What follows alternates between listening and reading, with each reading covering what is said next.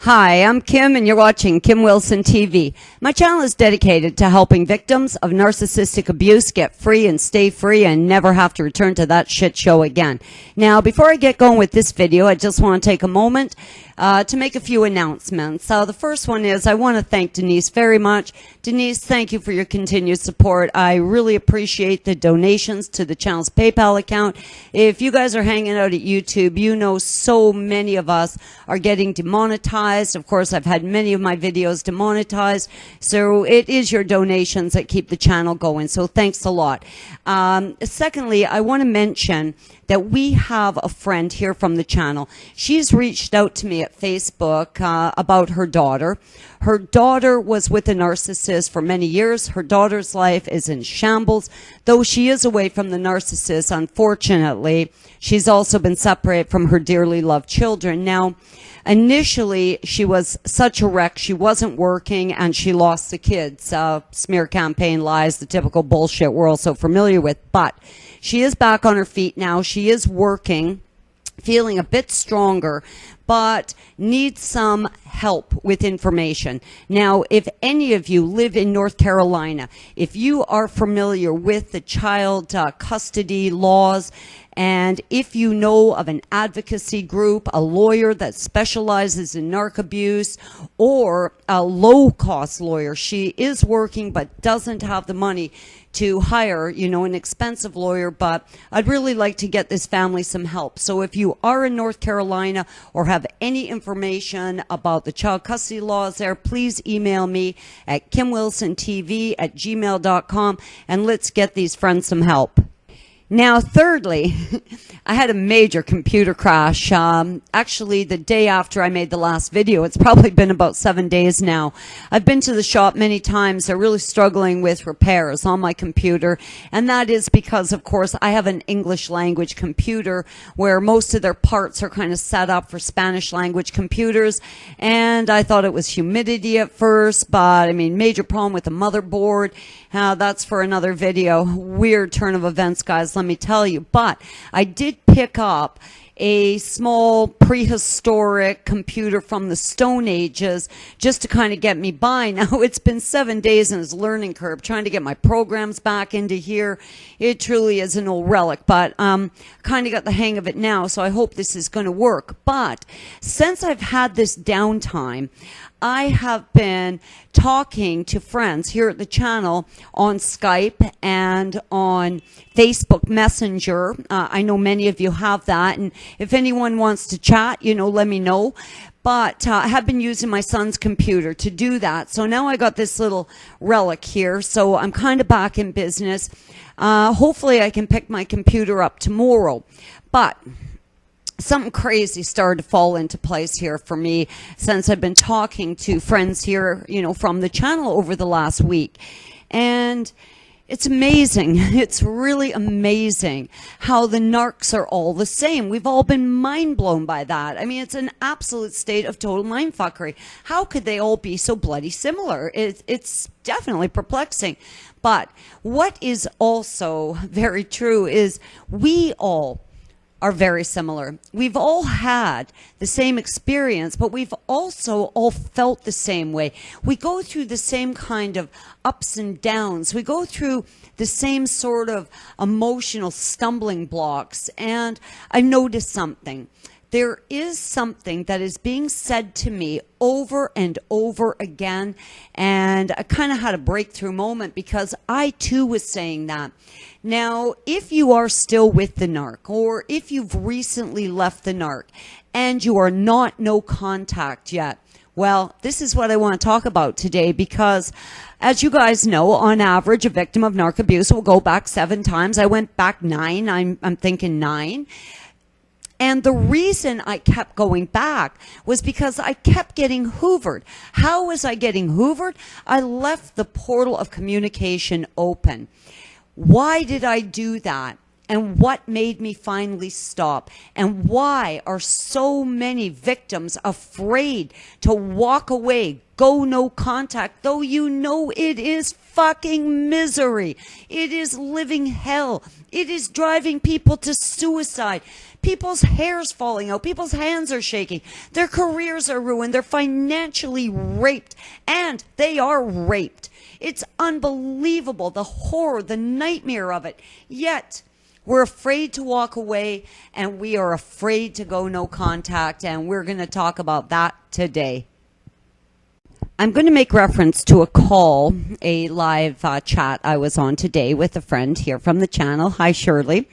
Now, Shirley said something, and it was something that I was extremely familiar with. It was something that I myself would have said, but it was something I have heard from everyone I have spoken to in the last week, about 15 people. Shirley is an enlightened woman. She has a very high IQ, a very capable woman, very smart woman, a woman who is truly an empath.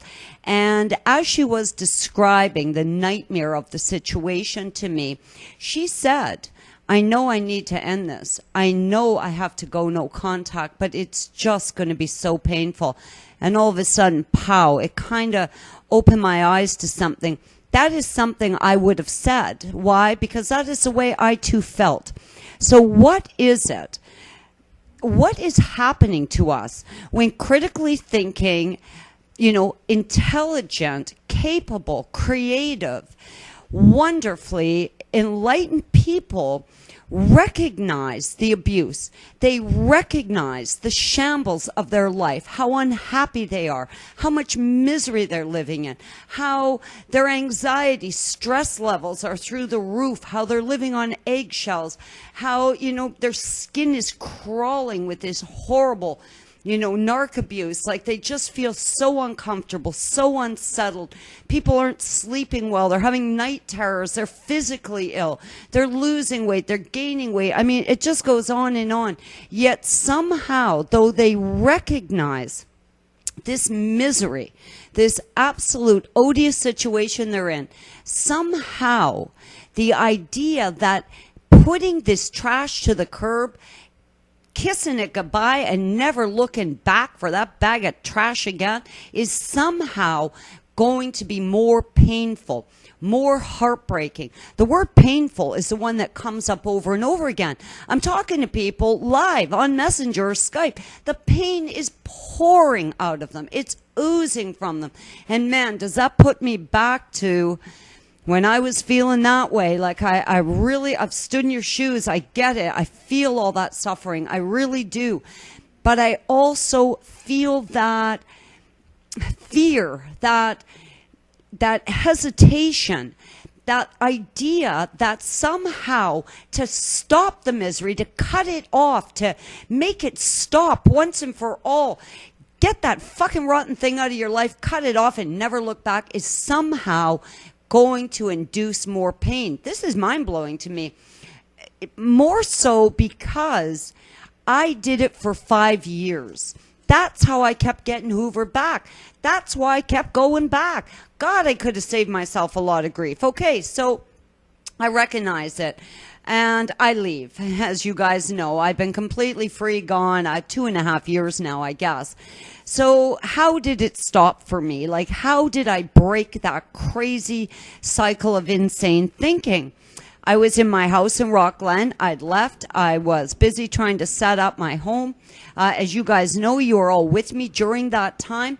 And I was feeling that too. Had I done the right thing? Had I misjudged him? Should I have tried harder? What more could I have done? Oh God, what's happening to me? All of that. And I knew I was never breaking no contact. I had done it and I was scared and sick and freaked out about it. What if he's trying to contact me? So I just went with that old thing. I really like to stay in a place of logic. I like 1 and 1 to equal 2, plain and simple. So I go to that old pros and cons list. I go get some paper. I write pros. I write cons. I draw a line down. Guess what? I got 0 pros. I got nothing. I got absolutely squat. I've got nothing. But my God, I've got cons, triple rows of them. I'm on the back page. I'm on to another page. There was a million reasons to leave. There was a million reasons to go no contact. There was a million reasons for me to say in my heart of hearts, God damn it, it's over. But it wasn't until that moment when I realized, what is it that I am so afraid to let go of? Have I become so broken? Am I so shell-shocked? Am I suffering so gravely from Stockholm Syndrome, post-traumatic stress disorder, that I have lost the ability to recognize that my life is worth more than that, that I deserve more than that? I got to tell you, it was like a breakthrough moment for me. And talking to you guys, especially you today, Shirley, because, man, the way it came out of your mouth is exactly how I would have said it. And though you've all said it, you know, in a really similar way, Shirley was kind of word for how I would have put that thing together. And it just kind of woke me up to the reality that, yes, we are seriously suffering from Stockholm Syndrome. Yes, we are seriously suffering from post-traumatic stress disorder, cognitive dissonance, brain dysfunction, broken hearts, broken spirits. A feeling of hopelessness has come over us. Our lives are embroiled. We are just living in the shadow of doom and gloom, and we need to stop it. We need to stop it. It is irrational to believe that letting go of the worst event of your entire life is somehow going to be painful. It defies logic, and that's what it is. So many of us are struggling to think logically. And what I did was I sat down with a pen and paper, because once it was written down, I knew I couldn't dispute it. And it really doesn't matter where you are today. If you're still with the narcissist, if you've recently left the narcissist, if you've been away from the narc for 10 years plus, it doesn't really matter. The time, the place, the fact is, our brains are scrambled, and we need to reach a point of logic.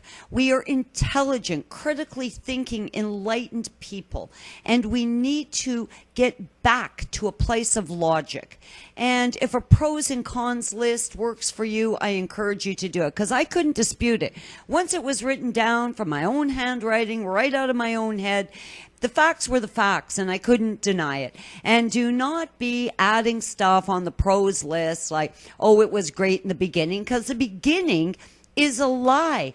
I included the beginning, the love bombing, the idealization, that euphoric feeling like I'd met my soulmate on the cons list. Why? Because it was a con. It wasn't real. You can't include that as part of the glory days. That was the trap. That's what dragged you into the shit show in the first place. That is far from a pro. So when you consider that the best part of the relationship was the trap, well, shit, you got nothing. You got absolutely nothing. And you can't pretend that getting lured into a trap through lies and deception, manipulation, mind control is a good thing. This is not a good thing. And I do believe for so many people, that's what they're hanging on to.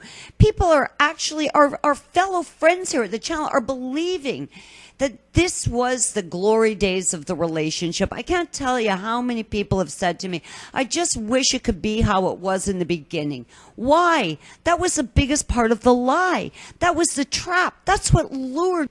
Logically, I've come to recognize that the absolute worst part of the abuse was the thing I was longing for. For 5 years, that's what kept me in it. Just wishing I could find that man that I had fallen in love with. Just wishing things could be the same. Wishing he could be loving and supportive and perfect as I thought he was. That is the biggest part of the trap. That is the illusion. That is what allowed all the other stuff to happen. So if you can put your emotions aside for a moment and see this for what it really is, that thing you're longing for, that thing you wish you had, is in itself the most horrible thing that happened throughout the entire relationship, because it was a catalyst for all of the other abuse. Guys, I love you lots, and I know this is a swirling shit show of emotion, and it is hard to step out of the emotion when you feel like you're drowning in it, but I did it, and I know you can do it. And if you sit down with a pad of paper and a pen and you make a pros and cons list, I'm sure you'll be able to separate, what you really know to be true from how you're feeling. And this was a major breakthrough for me, and I hope it helps you guys today. Guys, I love you lots. I'm Kim. You're watching Kim Wilson TV. I hope you're having a great narc-free day.